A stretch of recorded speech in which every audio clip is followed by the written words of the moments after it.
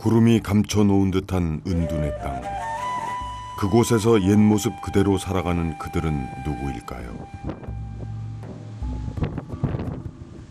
사람이 살 것 같지 않은 척박한 길 너머 푸른 초록의 기운이 느껴지기 시작합니다.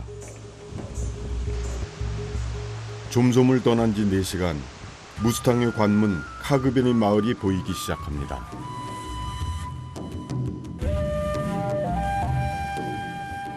해발 2740m에 위치한 카그베니.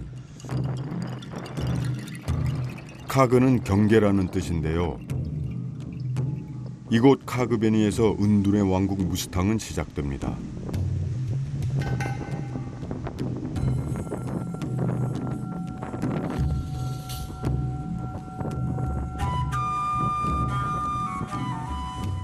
척박한 이곳에서 살아가기 위한 그들의 생존법은 무엇일까요? 바람에 넘실대는 황금보리가 찬란한 빛을 발합니다. 평균 해발 3,500m의 고온 사막에도 푸른 생명이 움트고 있습니다.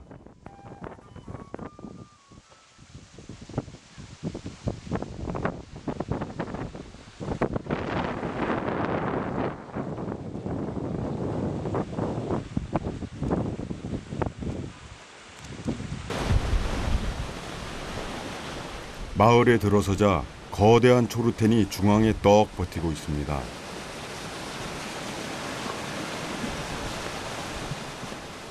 인구의 90%가 티베트 불교를 믿는 무스탕에서는 티베트식 불탑인 초르텐을 곳곳에서 자주 만날 수 있습니다. 이곳을 지나가면 지금까지 지은 죄가 없어지고 좋은 업을 얻는다고 합니다. 멋지다.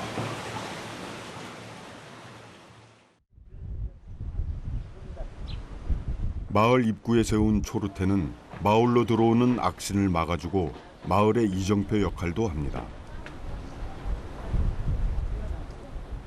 카그베니의 전통 가옥들은 거센 칼리간다키 강바람과 외침을 막아내기 위해 폐쇄적인 구조를 가지고 있습니다.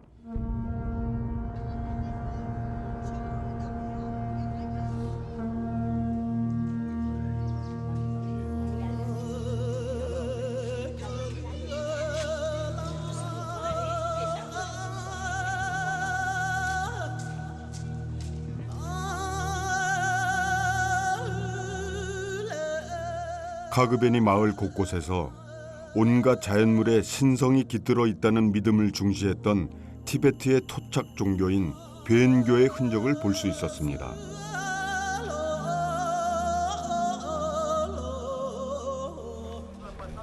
티베트 불교에 대한 믿음과 더불어 자연에서 온 토착 종교를 함께 숭배하는 건 종교를 넘어 자연의 일부로 살아가는 이들의 삶과 닮아 있습니다.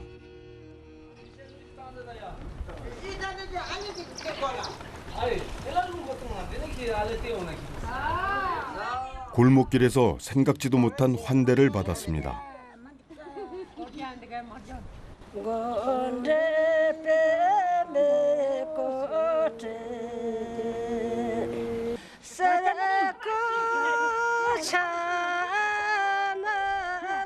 낯선 여행객을 위해 마을 사람들이 불러준 티베트 노래.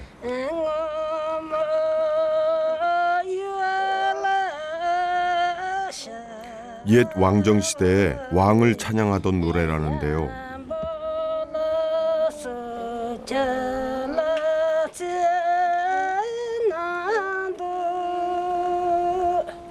거친 자연 환경에서 살아온 무스탕 사람들의 한이 서려 있는 듯했습니다.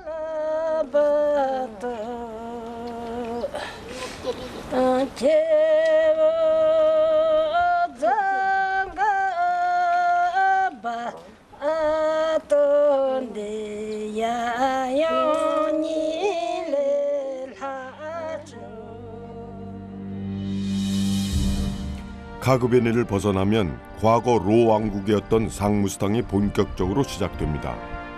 이곳은 네팔 정부의 여행 허가를 받아야만 갈 수 있습니다.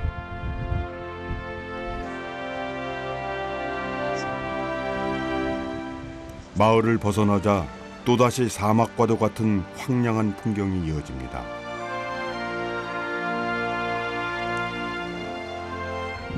평지 같아 보이지만 해발 2,800m에서 3,100m를 향해 오르는 길, 숨이 다시 턱까지 차오릅니다.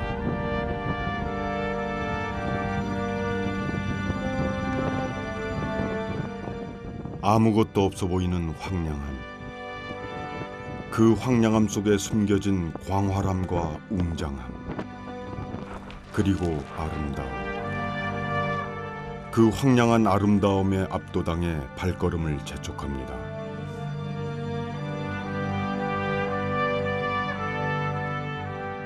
그 자연의 풍광에 익숙해질 때쯤 멀리 산 가운데를 이은 초록의 띠가 선명하게 보입니다. 산을 가로지른 초목의 띠는 과연 무엇일까요? 해발 3,100m에 자리한 탕배 마을입니다.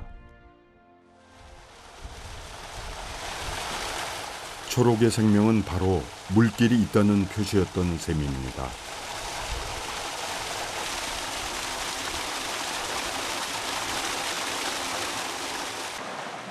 무스탕 사람들은 설산에서 흘러내린 물을 이용하기 위해 이렇게 마을마다 수로를 만들어 사용해 왔습니다.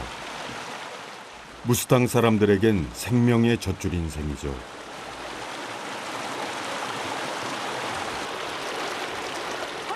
집으로 물길을 끌어오기 위해 수로를 연장하는 작업 중인데요. 이들은 설산에서 끌어오는 물로 식수를 해결하고 농사도 짓습니다.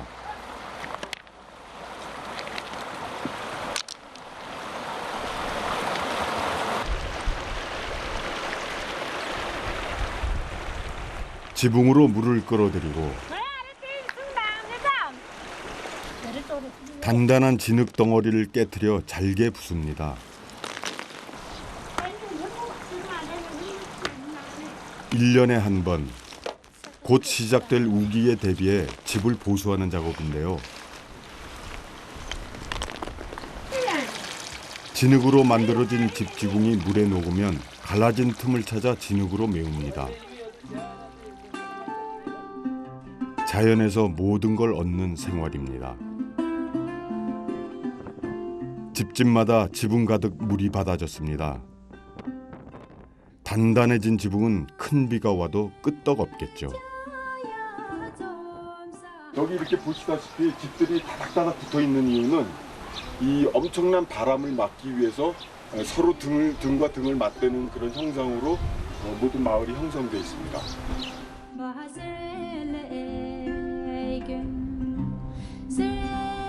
모든 것을 자연에서 그대로 가져다 쓰는 무스탕 사람들. 그래서일까요? 그들이 사는 집과 자연이 하나인 것처럼 느껴집니다. 펄럭이는 타르초가 아니면 모를 정도입니다. 6월 말 7월 초는 무스탕 사람에게는 가장 바쁜 철입니다. 이 거친 땅에서 가장 잘 자란다는 보리 수확철이기 때문입니다. 언제부터인가 무스탕 사람들은 수확철을 앞두고 집단장을 하는 것이 전통이 되었습니다. 보리 수확이 끝나면 우기가 시작되기 때문이겠죠. 흙과 나무, 돌로 집을 짓는 무스탕에서 흙은 가장 훌륭한 건축 자재이자 방수제입니다. 집주인의 손이 바빠지기 시작합니다.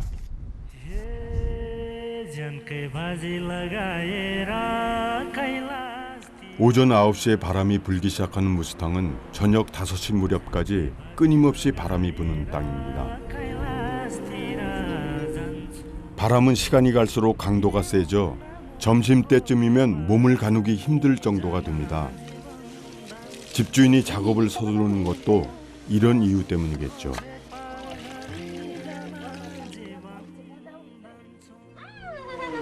너? 아니 같이 상가이. 니나 라라 니나. 방수제인 흙을 물에 불려 짓이깁니다. 흙이 부드러워지면 칠을 시작합니다.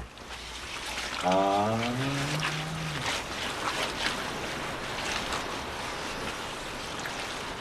예, 시집와서. 아. 이렇게 1년에 한 번씩 벽을 새로 칠합니다. 자리 어디서 지내나?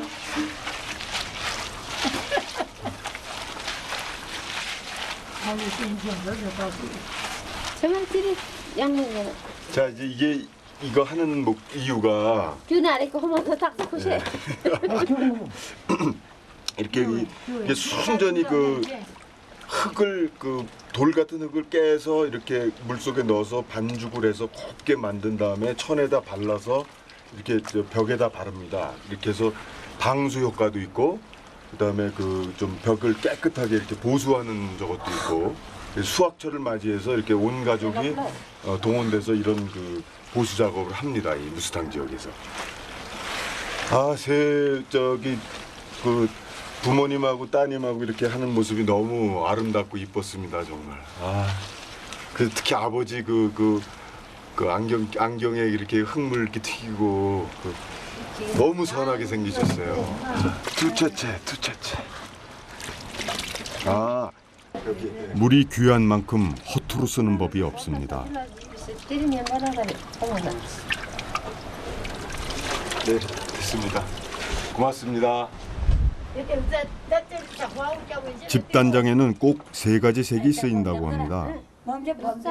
새까만 흙은 검정색을 만들기 위한 재료입니다. 집단장은 꾸미기 위함이 아닌 그들의 불심을 향한 표현 방법입니다.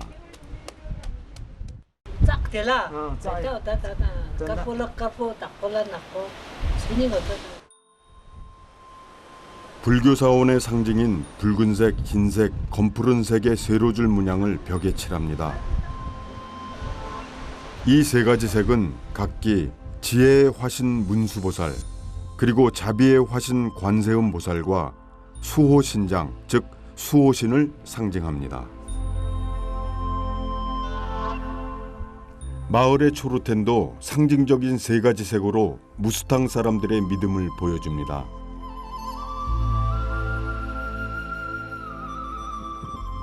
마을 가까이에는 불교 사원의 상징적인 색깔들로 바위 군락을 이룬 산이 있습니다. 이곳에서 자연염료를 모아 점토와 섞어 천연 색깔을 내는 건데요. 풍족하지 않은 삶 속에서 불심을 향한 믿음을 이어갈 수 있는 건 넉넉한 자연을 곁에 뒀기 때문이 아닐까요?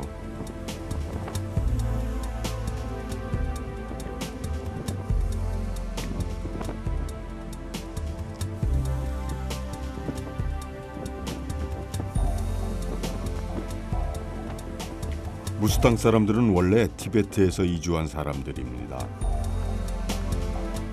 그들의 조상들은 티베트에서 조금 더 따뜻하고 조금 더 살기 좋은 땅을 찾아 남쪽으로 이주해 온 것입니다. 그곳이 바로 지금의 무스탕이었습니다. 하지만 그들의 조상이 사람이 살만하다고 여겨 정착한 이 땅도 저에게는 한없이 거칠고 황량하게만 보입니다.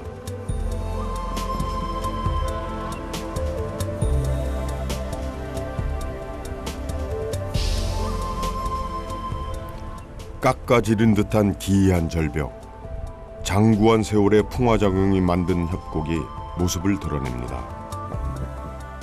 자연이 만든 걸작품입니다. 무스탕의 풍광은 발길 닿는 곳마다 여러 가지 기묘한 경관을 이루는 만물상입니다. 그 크기 또한 대단합니다. 사람 키의 몇백 배나 됩니다. 그 큰 기둥으로 무스탕을 어린아이처럼 품고 있습니다.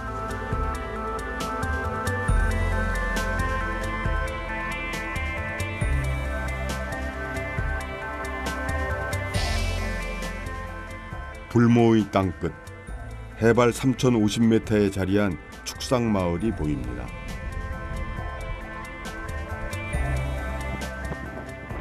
축상은 20여 가구에 60여 명의 마을 주민이 살고 있습니다.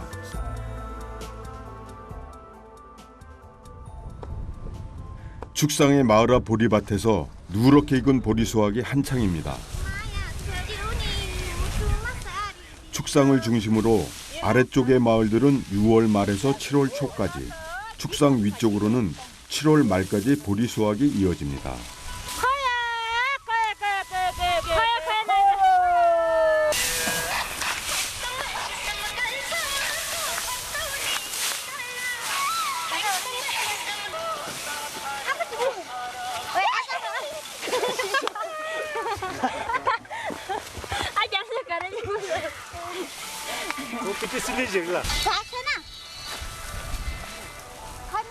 무스탕에서는 힘든 농사일에 여자가 빠지지 않습니다.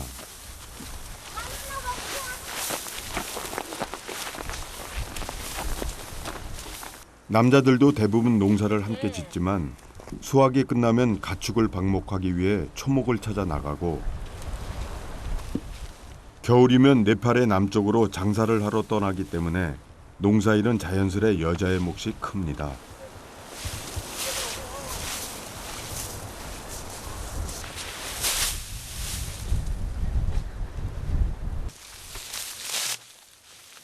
보리 집단을 일일이 훑어 집단에서 이삭을 털어냅니다.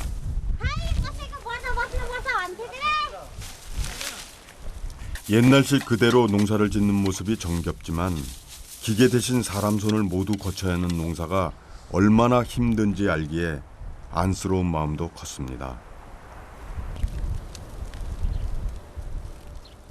이제 도리깨를 이용해 타작을 해야 하는데요. 보리 이삭을 지붕 가득 펼쳐놓고 본격적인 타작을 시작합니다. 어휴, 비슷하다. 저도 도리깨를 열심히 돌렸는데요. 의욕만큼 실력이 따라주지 않았습니다.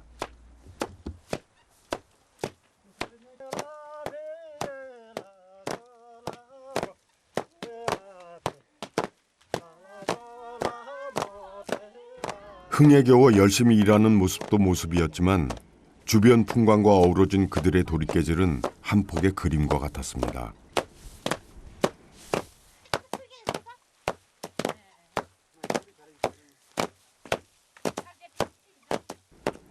타작하는 걸 구경하고 있으니 도리깨 박자의 흥이 절로 납니다.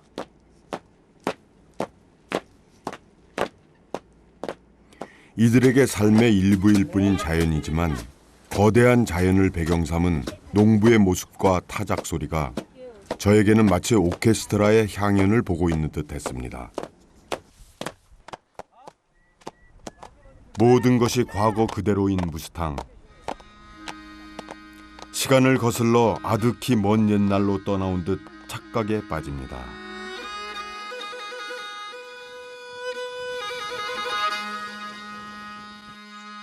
협곡에 자리 잡은 마을은 경작지를 뺀 나머지 땅에 집을 짓다 보니 규모가 작고 골목길은 좁을 수밖에 없습니다. 대부분 먹는 걸 자급자족하는 무스탕에서는 농사가 주업인 만큼 소도 빠질 수 없는 재산 목록입니다. 때문에 해발 3,000m가 넘는 고원지대지만 고지대 가축인 야크 대신 소들이 보입니다.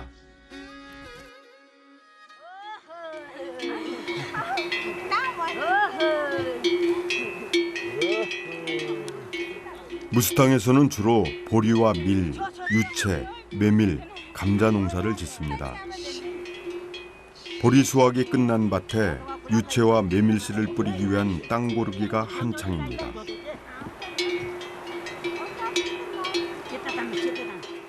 과거에도 그랬지만 지금도 무스탕 사람들은 땅의 넓이를 거기에 파종할 수 있는 곡물의 양으로서 가늠한다고 합니다.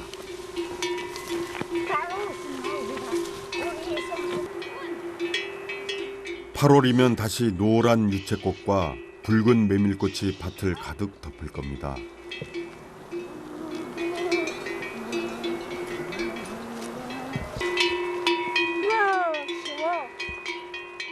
올해 70이 넘은 마을의 최고령 할아버지, 직접 소를 끌며 일을 쉬지 않습니다.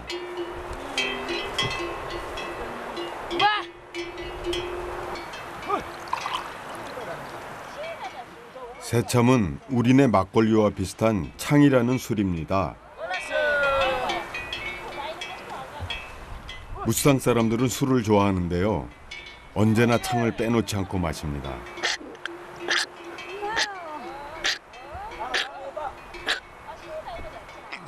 피로를 풀어주는데 이만한 새참이 없습니다.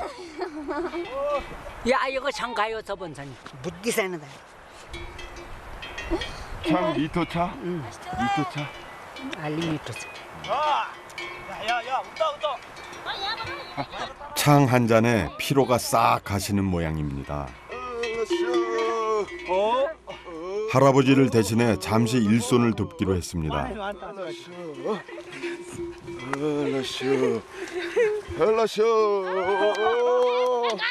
필 마진자. 비싸리 뭐누세? 가리 얼로 마진자. 무스탕의 젊은 사람들은 돈을 벌기 위해 외국으로 떠나고 노인들이 농사를 짓는 경우가 많다고 합니다.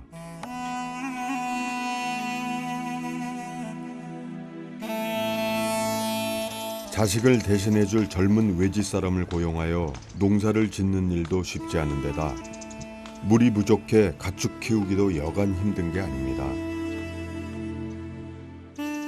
척박한 땅에서 농사를 짓기란 쉽지 않은 일이겠죠. 그냥 다 깜부지가 달로 자로양 맞아. 그냥 딘루자 사이에 짜민도. 세면대 두부도. 따지 딘루자라 디자라 안 가는 세.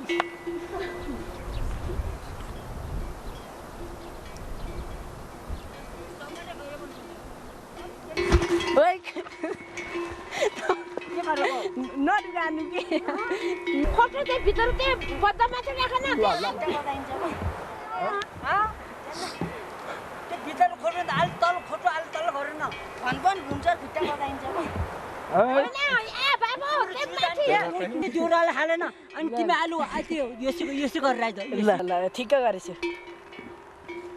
아이의 솜씨가 마음에 들지 않는지 할아버지의 목소리가 커집니다. 나무 판자에 올라타 속꼬리를 잡고 땅을 다지는 모습이 재밌는데요. 아유 소고지래다 결국 보다 못한 할아버지가 시범을 보입니다. 보이겠다 단 야브로 마치 소지다네 아와 제로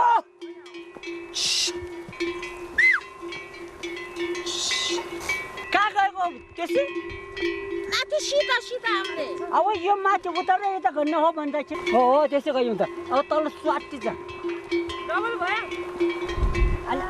알로 부터 자자자 됐어 아파까 뭐다 봐. 아무 야마라 예시 아우 아침에 예서고 알로 기다려 봐라 양 더블 잔다 알로 예도 도도고 치라 기다려 봐라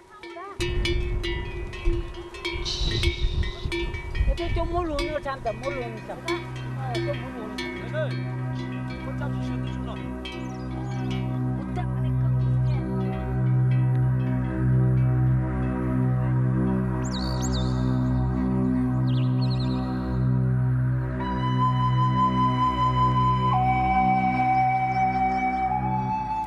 오늘도 할아버지의 쩌렁쩌렁한 목소리가 무스탕의 황량한 땅을 깨웁니다.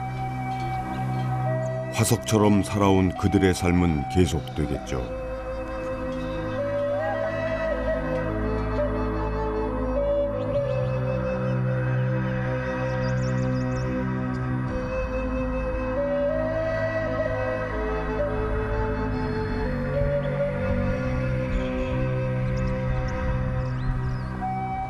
히말라야의 고봉들이 만들어낸 은둔의 땅 무스탕. 시간이 멈춘 이곳에 척박한 환경에도 순응하며 터전을 일군 생명이 살아 숨쉽니다.